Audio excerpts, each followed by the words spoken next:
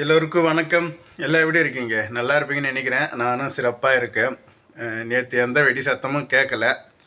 காலையிலே பிரேக்ஃபாஸ்ட்டுக்கு சப்பாத்தி ரோல் வந்துக்குது. எப்படி இதுன்னு சாப்பிட்டு பார்க்குறேன். சேஸ் ஃப்ரெண்ட்ஸ்.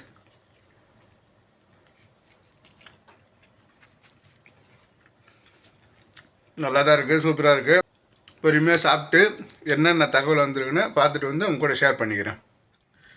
சாப்பிட்டு முடித்தோடனே தகவல் பார்த்து நம்ம நண்பர்கள் கூட ஷேர் பண்ணிக்கலான்னு பார்த்தா ஓனர் அவங்க தம்பி கூப்பிட்டு அதெல்லாம் நீ ஷேர் பண்ண வேணாம், நான் சொல்கிற வேலையை செய்யன்னு சீசா குடிச்சதை க்ளீன் பண்ண சொல்லிவிட்டு அவருடைய கார் க்ளீன் பண்ண சொல்லிட்டாரு.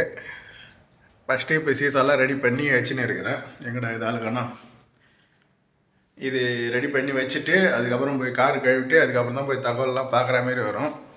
ஒரு 3/4 மணி நேரம் கிட்ட ஆகிடும். ஏன்னா அது கொஞ்சம் பெரிய காரு, உள்ளே வெளியே எல்லாம் க்ளீன் பண்ண சொல்லி வண்டி சாவி கொடுத்துட்டு போய்க்கிறாரு. க்ளீன் பண்ணுவோம். ஓனரோட தம்பி கார் க்ளீன் பண்ணிட்டு அவருக்கு சீசா ரெடி பண்ணி கொடுத்துட்டு வந்தாச்சு. அப்புறம் ஒரு தகவல் ஒன்று பார்த்தேன். குவைத்தில் ஒரு பெரிய வகை பல்லி, அதில் அவங்க பேர் என்ன குறிப்பிட்டிருக்காங்கன்னா டெசாட்டர் மானிட்டர் அப்படின்னு ஒன்று சொல்லியிருக்காங்க. அது பேர் சரியாக வாயில் வரல. ஆனால் ஒரு பெரிய வகை பல்லி இல்லை உடுமை மாரிக்குது அப்படின்னு கூட வச்சுக்கலாம். அந்த வீடியோ தான் இது. உமிழ்நீர் வழியாக ஒரு நச்சு கடத்தும். இதனால் பெரிய ஆபத்துலாம் ஒன்றும் இல்லை. ஆனால் அதோட எச்சி பட்டாலோ இல்லை அது வாளால் தாக்குறதுனாலோ சில வீக்கம், சில தொற்று ஏற்பட வாய்ப்பு இருக்குது அப்படின்னு சொல்லியிருக்காங்க. இது எந்தெந்த பகுதியில் காணப்படுனா சால்மி, அப்புறம் கப்த், முட்லா இந்த பகுதியில் இருக்கிற பாலைவன பகுதியில் இது காணப்படுது. இது சுமார் 1.5 மீட்டர்லேருந்து 2 மீட்டர் வரைக்கும் வளரக்கூடியது அப்படின்ற மாதிரி சொல்லியிருக்காங்க. பாலைவனம் பார்க்க போகிற நம்மள மாரி டிரைவருங்கள், வீட்டு பணிப்பெண்கள், பிள்ளைங்க கூட விளையாடும் போது கொஞ்சம் கவனமாக விளையாடுங்க, கொஞ்சம் எச்சரிக்கையாக இருங்க. இப்போதைக்கு இந்த ஒரு தகவல் வந்திருக்குது. பொறுத்து இருந்து பார்ப்போம் வேறு என்னென்ன வருதுன்னு. குவைத்தின் முபாரக் அல் கபீர் அந்த பகுதியில் குற்றப்புலனாய்வுத்துறையினர் போதைப்பொருள் கடத்தல் மற்றும் பயன்பாட்டு தொடர்பான ஒரு வங்கதேச நபரை கைது செய்திருக்காங்க அப்படின்னு சொல்லி இந்த வீடியோ வெளியிட்டு இருக்கு குவைத்தோட உள்துறை அமைச்சகம். இதில் என்னென்ன பொருள் கைப்பற்றியிருக்காங்கன்னு பார்க்கலாமா? ஹெரைன் 66 கிராம் 182 சின்ன பாக்கெட்டில். மனதை பாதிக்கும் மாத்திரைகள் விற்பனைக்காக 265 மாத்திரை வச்சுருந்தாங்க. அது இல்லாமல் 1750 மாத்திரைகள் தனியாக வச்சுருந்தோன்னு சொல்லியிருக்காங்க. ஹஷீஷ் 144 கிராம் 68 பையில் வச்சுருக்காங்க. கஞ்சா சுமார் 160 கிராம். இவை தவிர போதைப் பொருட்களை பாதுகாத்து தயார் செய்ய பயன்படுத்தும் உபகரணங்களையும் கைப்பற்றியிருக்காங்க. குவைத்தை பொறுத்த மட்டில் இந்த போதைப் பொருள், இந்த போதை அப்படின்னாலே எப்படி தான் கண்டுபிடிக்கிறாங்கன்னே தெரிய மாட்டே இருக்குது. எக்கச்சக்கமான பொருளை கண்டுபிடிச்சிருக்காங்க, எக்கச்சக்கமான பேரை கண்டுபிடிச்சிருக்காங்க. இந்த விஷயத்தில் இந்த குவைத் கவர்மெண்ட்டை உண்மையிலே பாராட்டலாம். போதைக்கு ஆசைப்பட்டு நீங்கள் எதனா மாட்டிட்டு போகிறீங்க நண்பர்களே, கவனமாக வேலை செய்யுங்க. பணம் அதிகம் வச்சுன்னுக்கிறவங்க, இந்த பணம் அதிகமாக இருக்கிறவங்களுக்கு தான் செலவு பண்ணாங்க போல் தெரியுது. நம்மள மாரி வேலைக்கு வரவங்களுக்கு 1 ரூபா கொடுக்க மாட்டாங்க. எங்கள் ஓனரோடு மட்டும் கிடையாது, வெளிநாட்டில் இருக்கிற பல ஓனருங்க அப்படி தான்.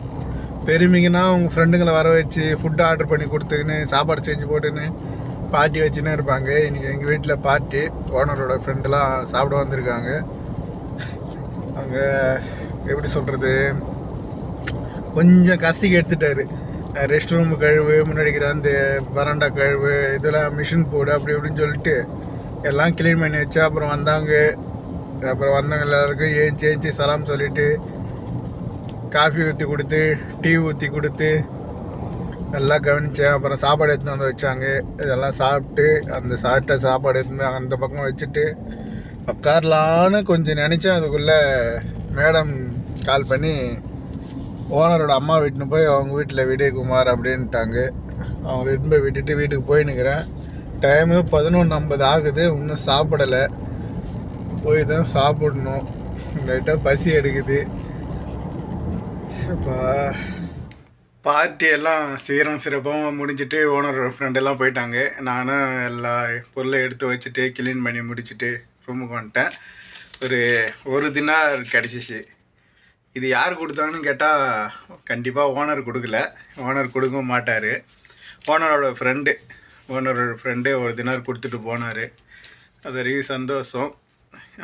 இதேமாரி ஓனர் ஃப்ரெண்டுக்கிட்ட எப்போது காசு வாங்கினான்னு கேட்டால் நான் வந்த புதுசில் ரம்ஜானுக்கு காசு வாங்கியிருக்கிறேன். அதுக்கப்புறம் எந்த ஃப்ரெண்டும் காசு கொடுத்ததில்லை. ஆனால் இந்த சுக்ரான்னு சொல்லிவிட்டு வேறு ஒன்று சொல்லுவாங்க, மஸ்கூர் மஸ்கூர் அப்படின்ட்டு போயிடுவாங்க. அதுக்கப்புறம் வேறு எதுவும் கிடையாது நமக்கு.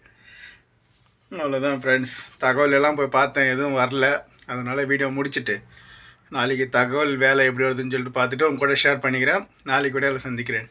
பாய். தேங்க்யூ.